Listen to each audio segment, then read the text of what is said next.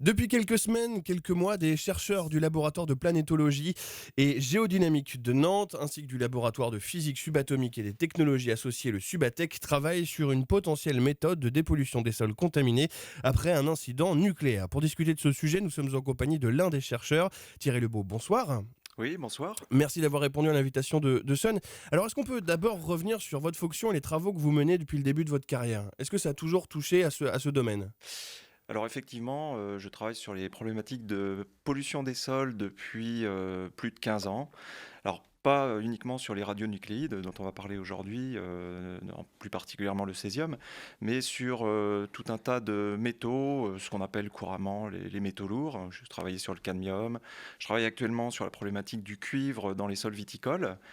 Cuivre, c'est un oligoélément et donc utile à faible dose, mais un antiseptique extrêmement puissant à forte dose, ça pose question. Également sur le plomb, je travaille sur le plomb dans les sols de jardins urbains nantais, par exemple. Voilà. Alors, est-ce que vous pouvez nous dire aussi quelques mots sur le laboratoire avec lequel vous collaborez, le laboratoire de planétologie et de géodynamique? Qu'est-ce que ça vient faire dans tout ça? Alors, laboratoire de planétologie et géodynamique, effectivement, il y a le mot planétologie. Donc moi, je travaille sur la planète Terre et sur le sol, qui est un environnement particulier. On parle d'épiderme. C'est vraiment une toute petite couche. Donc dans ce laboratoire, il y a effectivement des chercheurs qui travaillent sur Mars et puis des chercheurs qui ont les pieds sur Terre et qui travaillent sur les problèmes de sol pollué. Alors, dans le cadre de ces travaux de recherche sur la dépollution des sols contaminés, vous collaborez avec Subatec, on l'a dit tout à l'heure. Est-ce qu'on peut rapidement dire ce que c'est? Bah, Subatec, une spécialité en radiochimie notamment. Subatec travaille sur, est habilité à travailler sur les radionucléides, donc tous les aspects de radioactivité. Voilà, donc c'est pour cela que ce partenariat a été élaboré, puisque nous travaillons dans le cadre d'une thèse qui vient de se terminer sur le césium, sur des éléments radioactifs. Même si, je le précise, le cas de cette thèse, nous avons utilisé ce qu'on appelle un élément froid, c'est-à-dire le césium non radioactif, pour pouvoir le manipuler dans n'importe quel laboratoire. Alors, on résume. Vous expérimentez une méthode de dépollution des sols contaminés après un incident nucléaire grâce à une plante, en l'occurrence le trèfle violet. On en reparlera tout à l'heure. Mais d'abord, de quelle façon est-ce qu'un sol peut-il être pollué finalement? Est-ce qu'il y a- Alors, le sol peut être pollué de différentes façons. Généralement, c'est par l'action de l'homme. Des retombées atmosphériques, par exemple. On le voit bien avec les accidents nucléaires. Je vous disais tout à l'heure que je travaillais sur le plomb également. Ça peut être une fonderie de plomb qui a anciennement impacté un sol, hein. Ça existe sur Nantes, on connaît le cas de Métal Europe dans le nord de la France. Voilà, c'est une voie de contamination.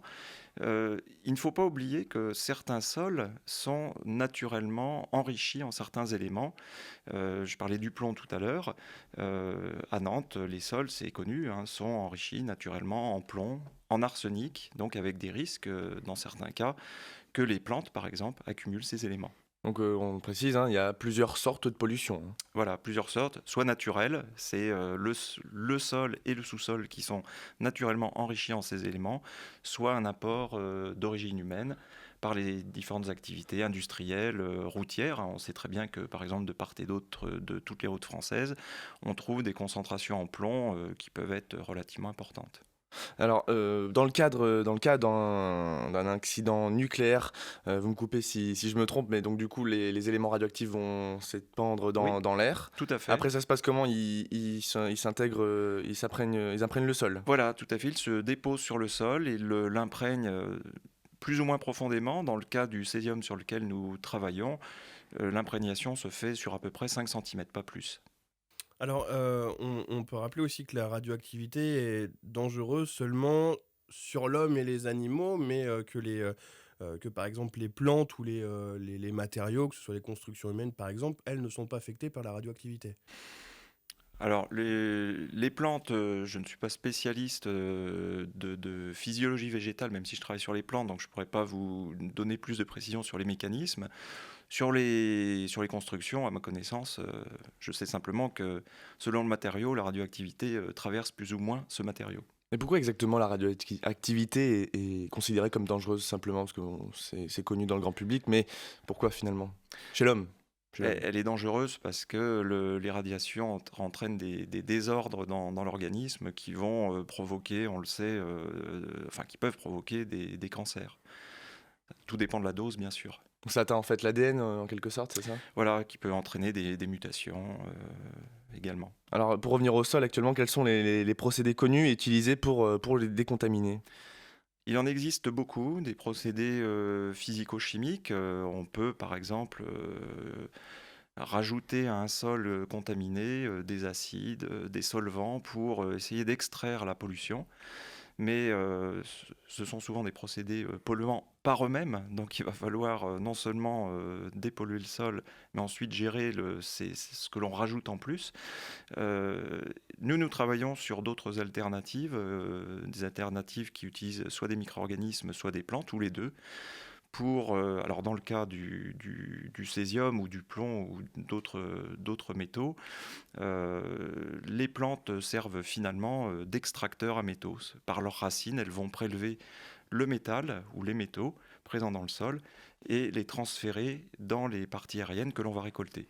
Alors par exemple sur Pripyat en Ukraine, comment est-ce que ça se passe quasiment 30 ans après la catastrophe de Tchernobyl? C'était le 26 avril 1986, on le rappelle. Donc dans 20 jours tout rond, ce sera le 30e triste entre guillemets anniversaire. Hein.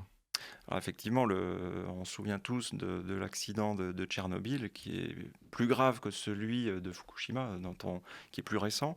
À ma connaissance, surtout, on a délimité une zone d'exclusion où il n'est pas possible d'accéder.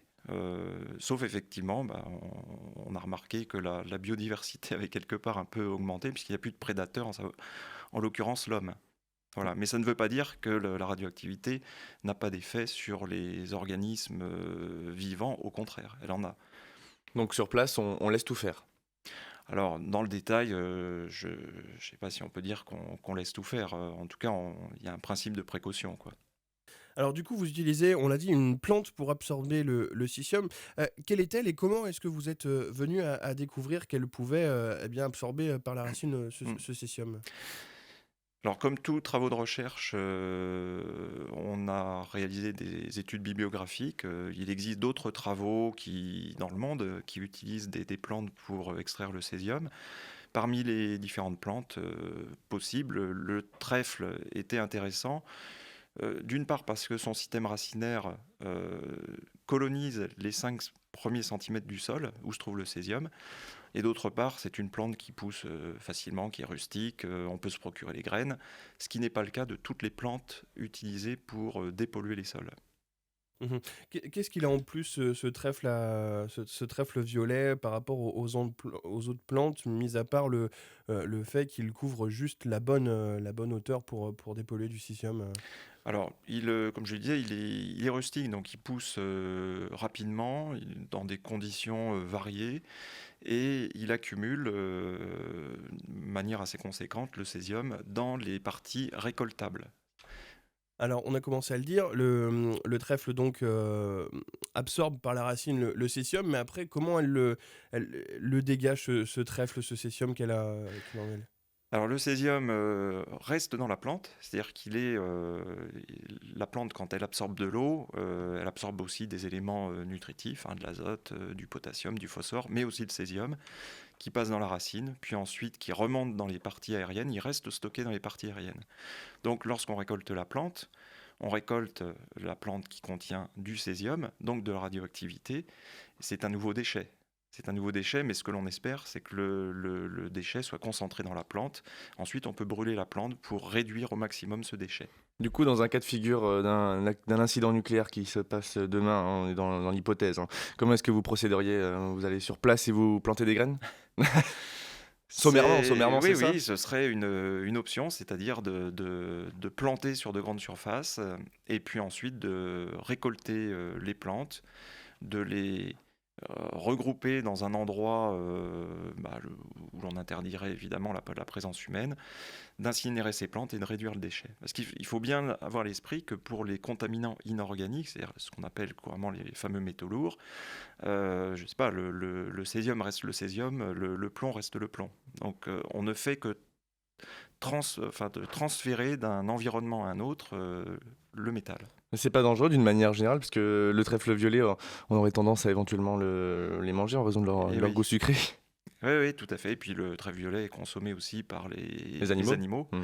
les animaux d'élevage.